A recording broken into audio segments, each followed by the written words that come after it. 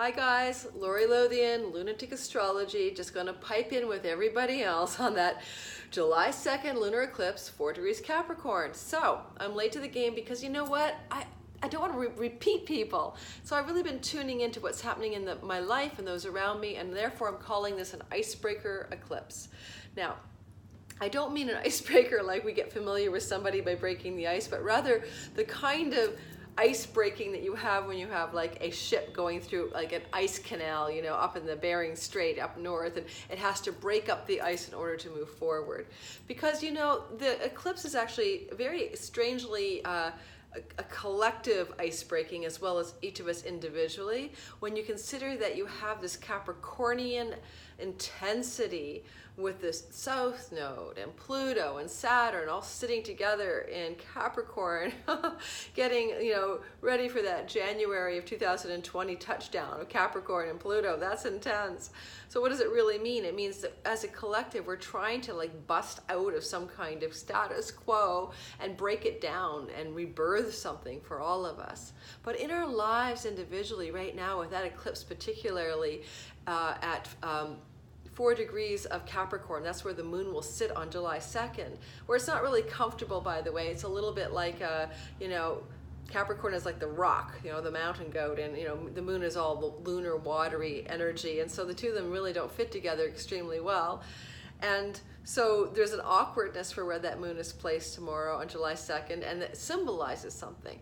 And I'm going to say it's like the icebreaker, you know, breaking something up.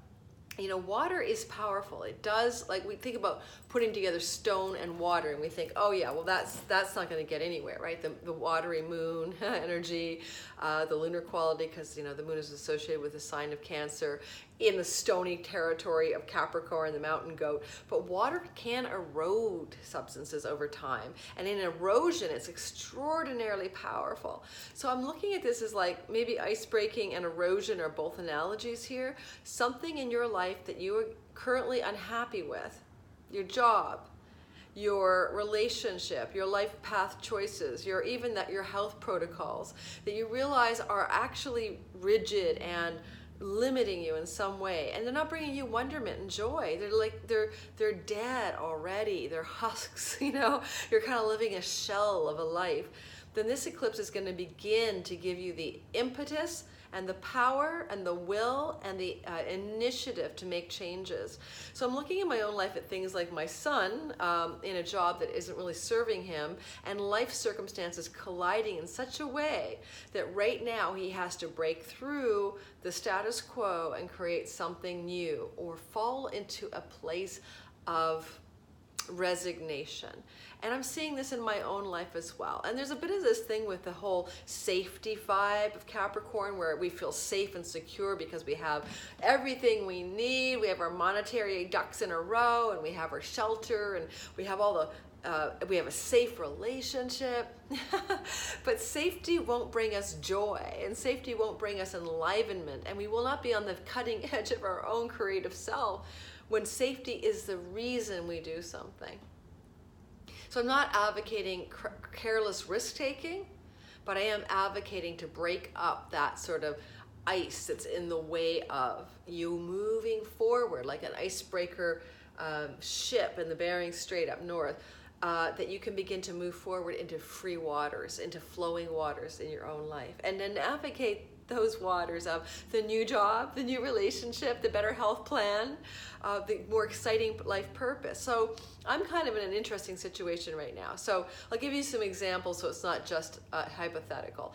I'm going through a finalizing of a divorce with somebody that I was with for 8 years or so, and we're not even doing the typical divorce structures where we have lawyers and mediators, and we're just doing the very simple, quick and dirty divorce, the very easiest way you can do it, no contest.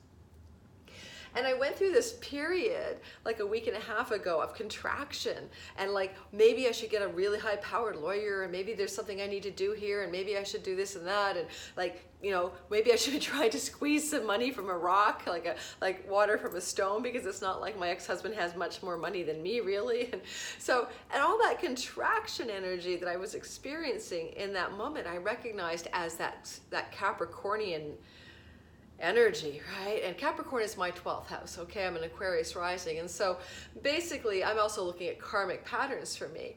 And for each one of you, the safety place in the chart that's trying to break up, the status quo that needs to be loosened for your freedom and your joy and your acceleration as a soul is going to fall into one of the 12 places of the chart. And I'm not going to go and delineate those here now. That's where it's great to see an astrologer like me or another astrologer, it doesn't matter, and talk about this axis in which the eclipses are happening starting January 5th all the way through to the midway through 2020. All of our lunar and solar eclipses are happening in the Capricorn Cancer axis. If you want to get a sense of what that might be like for you, though the dynamic will be different this time around, you can think about 18 years ago when the eclipses were also happening on that axis.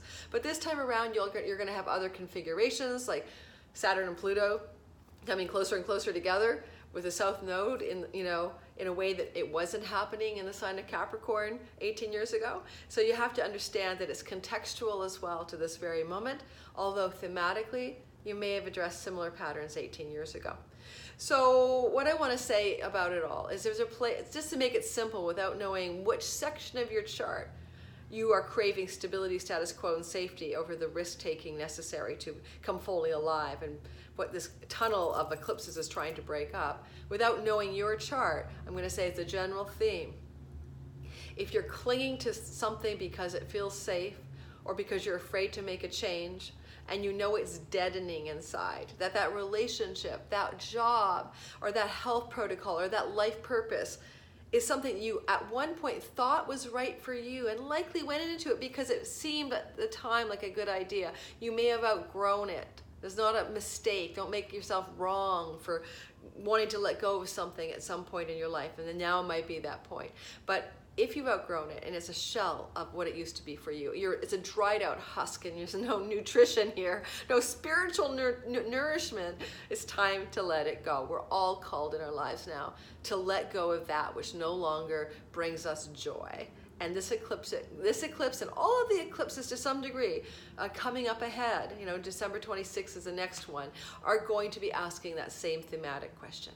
So if you're curious about your own natal chart, I have a Breakthrough to Miracles ecliptic, all about the eclipses reading. You can get it down below. It's on sale. I'm going to keep that sale going maybe until October 1st. I think it's currently up till September 1st because we are in this eclipse tunnel all the way through to mid next summer, and it really could help you to know exactly where in your life and how in your life you're being asked to take a leap of faith and make changes, okay, that ultimately serve your greatest growth and joy and wonderment and delight. Okay, that's about it. If you want to know more about what I do, again, check out the link below. And thanks for listening. Like, subscribe, share, do whatever you like. Thanks, guys. Mwah.